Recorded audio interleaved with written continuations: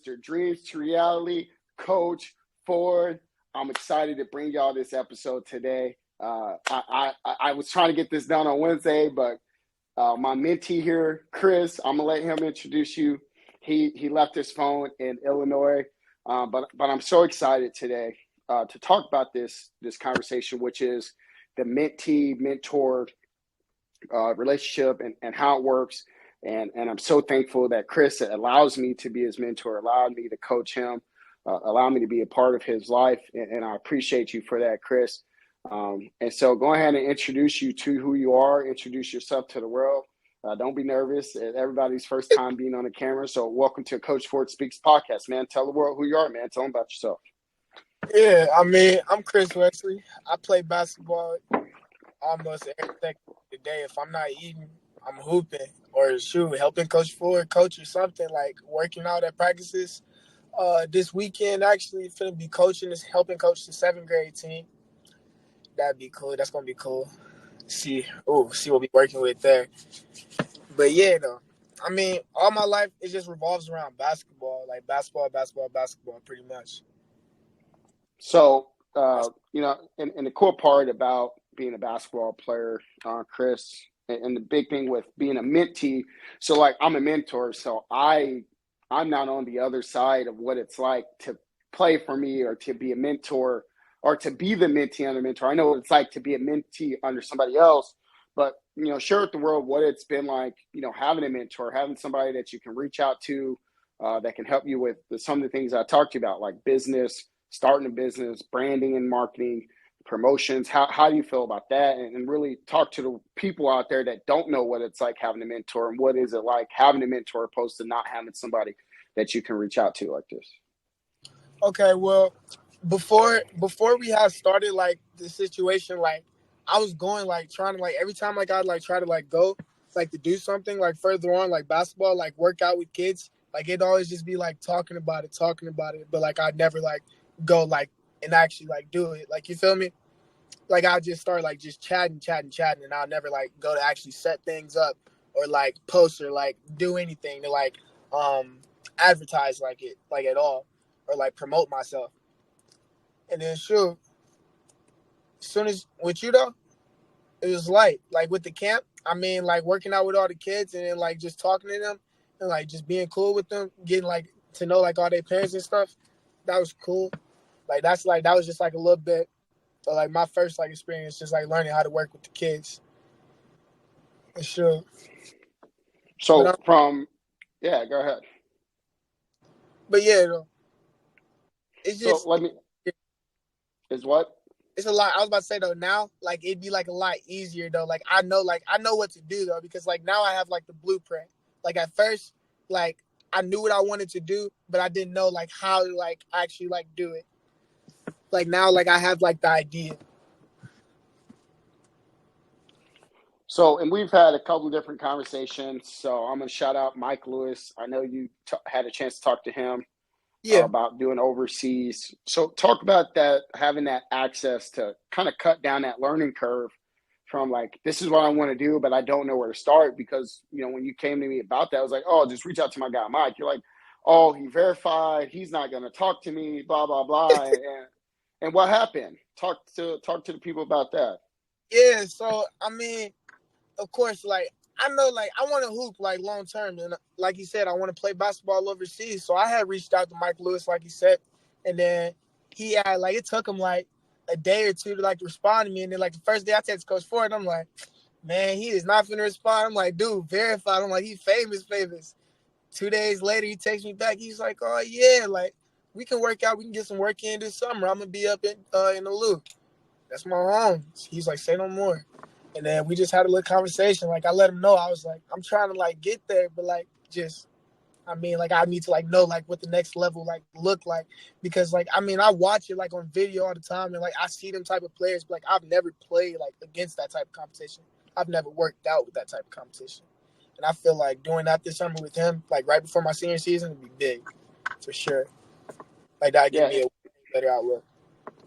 Yeah, and that's the big thing, too, with the mentoring program, understanding business, understanding, hey, when you're having conversations with parents, you got to be serious. Like you can't be goofing off.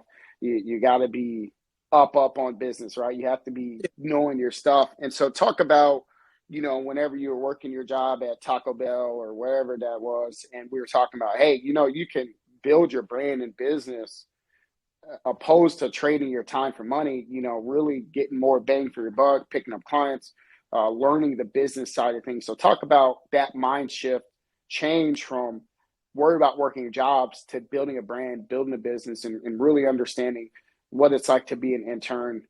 What are some things that you didn't know before you started to really get your hands-on experience with being a business owner and an entrepreneur? All right. For starters, I didn't know like how like all like the money like could get like splitted like at all. Like you feel me? Like cause like if you like say like you got like workers like working for you, and then like you still like have like to make this stuff, and then you like distribute like everything out. Like I didn't know like how that stuff like would be like, yeah. I didn't know how the money would be like get distributed at all, like from that, like from sales, like coming back, like who would get paid what and like this, like you feel me? But it's like I got a little bit better understanding on that. We got to talk about that a little bit more though for me to actually know and be able to tell you about that. Yeah, But we'll get you there. Go ahead. sure. It's at first I didn't know like how to really like think like to like go to like put like stuff like on shirts. Like I just like kind of like copy like something else. But like now, like when I was looking at like shirts with you though, like I just slap something on there, like just something random though, and then it look hard. Cause like I mean like it's just something like you got to do. Like you just got to mess around with it for a little bit. And like I learned that because like at first like I just try to like copycat from somebody else, do this, do that. Nah, it worked out better when you just messing around with it for a little while though. Yeah, so for the people at home, what he's talking about is doing the action. When you learn something, do it. So to kind of help the listener at home, whenever I was taking Chris through the mentoring program, say, hey, look at these concepts, look at these ideas. So what we're calling is product development. And so when you're going in product development phase, this is where we're saying, hey, this is our design. This is the thing that we're going to promote and we're going to market. Now, this isn't the end all be all aspects of our business. These are just things that we really want to be focused on. And so here's for him as he's learning that, understanding the vendors, understanding the price point, saying, okay, hey, this shirt's going to cost me $15 to make, but I'm going to sell it for 20. And so out of that $5, you have to say, okay, I got to pay the taxes. I got to pay the government. I got to pay whoever else within this. I got to pay my software. So that $5 gets real short to like 30 cents, right? Or maybe 40 cents or 50 cents. And you may make 50% of that $5. So that's what he's talking about as far as learning the behind the scenes. And so you got to be real careful on what we call, and he probably forgot this, but we talked about it a couple weeks ago, is profit margins, creating the profit margins, understanding, hey, if you're going to create a product, you got to sell a product that you can actually build a company off of, and you got to be able to live off on. If you're selling a product for you, it costs you 20, but you're selling it for 22, the probability that you're going to build and scale a business is not very high, right? So I'm teaching Chris at the same time that I'm teaching the listener at home for the aspiring entrepreneur, right? And so this is why it's important to get a mentor. This is why it's important to get around somebody that's going to say, hey, let's look at your strategy, right? So it's great. You slapped an idea on a shirt, but what's your strategy? Well, I don't know. I'm just going to sell it to people in whatever, at my friend groups. Oh, that's great. But how are you going to build a business? So that's what we call a side hustle. So now what you're learning is the business side of things. Understand like, okay, well, I want to sell X amount of shirts a month, right? So say you want to sell 20 shirts and it's going to cost you $19 with shipping and handling to make, but you sell that shirt for $22. We'll do 60 times 3, right? And then you do the math on it. So I'll pull my calculator out. So I'm not that fancy guy that's like, oh, I know what this is off the top of my head. So you're trying to sell 60 shirts, right? That's $180, right? In your mind, you're like, that's cool. As a business owner, that's a win. You made $180, but we need to be and make sure we're paying attention to the price breaks and the costs within that. And so for you, I'm teaching him the lesson at the same time, right? So people at home are like, what are these guys even talking about? Well, this is a mentor, and it goes deeper. There's some off the scene stuff that we're not going to talk about in Chris's personal life because that doesn't belong on the net. But he's grown from that, being around. What it's been like being around somebody that is doing this type of stuff in terms of, hey man, we can't be goofing around, we can't be messing off. The level of professionalism. What do you think about those things? What business professionalism levels that you've learned from being around the program, being around this type of mentoring and coaching in terms of helping you when you walk in a room, you're like, no, I'm going to be on the up and up type stuff. So talk about that. I've definitely learned how to read the room a lot better. Like walking into the place, like I know when I can, like when I have to be serious and when I can be goofy. Because don't get me wrong, I don't have to be serious all the time. Like there's times like that I'm goofy because I mean that's just me. Like if I'm not being goofy, then that's not Chris. But yeah, though, like I've learned how to read the room though, like really well coming in. Because at first, I mean, like you would be like, I remember like coming in my like 8th grade year, freshman year, you would be hot, screaming at them, and then me and Devontae had just come in chuckling. Oh Lord. Oh Lord. Let me and Devontae come to the gym laughing while you already mad. It was over. But like anyways though, like little stuff like that though, like now, like I would have just walked in, quiet, put my stuff on, went about my business. And then we would have chatted when everything was done and over with, because I mean like 5 seconds after you was done saying what you had to say, it would have been done. Yeah, and the thing too, especially when you're talking about developing, wanting to go overseas, right now this is teaching you about branding, communication, be able to have conversations with people. And so here's the lesson for the listener at home. What we're teaching them is how to do the thing, right? So if you're a young entrepreneur, you should really take notes of this conversation, because now if I'm Chris, right, and when I'm getting ready to go overseas, I need to play this back and I need to listen to my interview etiquette. I need to listen to the conversations. I need to listen to how I answer questions. If you need to ask Mike, like, hey, how do you answer these questions? How do you handle the media? How do you handle, when people are throwing stuff at you? How do I have those conversations? And this is all part of networking and communicating. And so, especially when you're going overseas and that's your end goal, right? Or wherever you go, you have to be able to communicate. You have to be able to have conversations with people, and it's got to be at a high level where people respect you as a business professional, especially at that level to where people want to do business with you and you're a representative of the brand. So what he's talking about is being a brand ambassador. And so the lessons that I was teaching him is being a brand ambassador, saying, hey, you're representing the program. Your etiquette is representing the behaviors and habits you're going to form long-term. And so we got to fix these behaviors and habits, because it's one thing to work a job. It's totally different if you're going to go say, well, I'm going to go overseas and you're not on practice on time. If you're showing up there goofing off, and the coaches are going to be like, well, he doesn't want to be here. Send him back to the States, right? So that's just, and that's at the college level. That's at all walks of level. That's at really high prestigious corporations. You can't go to your job and be coming in goofy and not serious and ready to work. That's just part of life, right? And so that's where basketball becomes a safe space to where, I'm teaching more than just basketball, right? I'm teaching life lessons. I'm teaching them like, hey, dude, like you got to like get your stuff together. But what I want to do, and here's the big thing that I want you to talk about, is I got a book coming out called Just Do Your Job, right? And so you do a better job of telling some stories with Just Do Your Job and that. So talk about the Just Do Your Job and talk about that experience for you, and what does it mean for you to see that this book is coming out and the merchandise and all that stuff is coming out? All right, so I'm gonna tell you guys what Just Do Your Job means to me. Whenever like, say like you on the basketball court, right? And then like you just let this dude like just blow right past you just because you tired, and then like you just try to pick him from behind, and you like, dang, gave him a wide open lane. Coach Ford gonna look at you. Do your stinking job. Get over here. Go get him. Zay, go get him. Get him out of here. Get him out of here. You're gonna get out of here. That's what it means. That for real. Like, and then another thing, just do your job, like showing up like everything like on time, like just doing like the little things right, like just doing your job right, like as like a player, like working out like by yourself, like coming into practices, like knowing, like adding on to the things that we did from the last practice, like you like not having to like keep like repeating yourself like on and on, like starting from the bottom, like you feel me?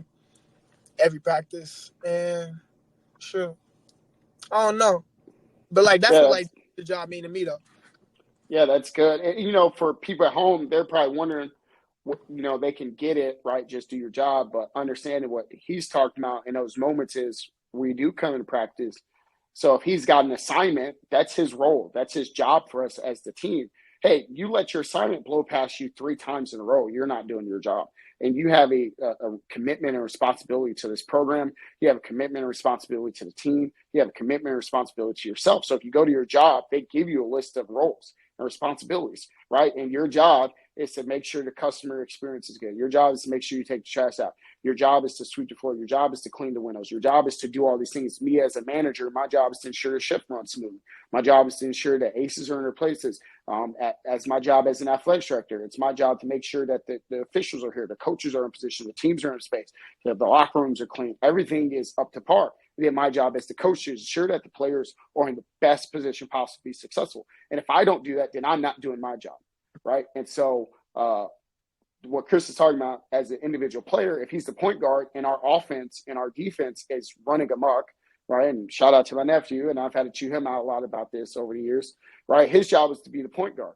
And so it's like, you're not doing your job. No wonder our offense is struggling. And that's just not on the basketball court. That's in everyday life when you walk up and your room's not clean and you expect your parents to clean your room, or you go to your job, or you expect the teachers to do your homework. That's what that means. As a student, you have a job to do. What does that mean? And what I'm telling you is you have to be held to a high standard. And so Chris has been around. He knows my standards. So talk a little bit for the people at home, being around a mentor like me that is living a high standard, be honest with them. Am I living a standard? Do you feel that there's a high standard for you? And do you feel that helps you be prepared for the next level as you move on to your different journeys as you come into your senior year and then looking into the future? Your expectations for me as a person and as a player has made me better for sure. Like, because like at first I'd show up to practice when practice started. Practice starts 15 minutes before you said practice starts. Like I got to be there 15 minutes or 20 minutes early. And I'll be getting shots up. And 9 times out of 10, when I do that for school ball, my coaches don't even be there. I'll just be there by myself, waiting on them to open the doors. I'm just early for the reason. But anyways, though, that showing up early, oh Lord.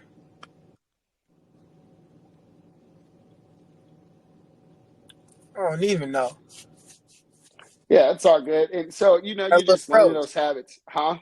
Just got to look froze. But yeah, no, keep Yeah, going. no, that's good. It's just part of your learning. So for everybody at home, this is part of our program. This is part of, so we can review the tape and say, hey, look at your candor, look at the conversation. So what we're doing is teaching people at a micro and macro level of how to, the mentee relationship. Like, it's not all glitter and gold. Like, there's been some days where I was ready to do it, man. Yeah, this dude took me there, right? Yeah. So it's just part of it, and understanding that you got to cultivate those relationships and really put an emphasis on saying, hey, I'm here to hold you to a standard, but I'm not here to judge you. And I think that's the biggest part about having a mentor that's like, hey, man, I got your back. Just don't be doing stupid stuff, right?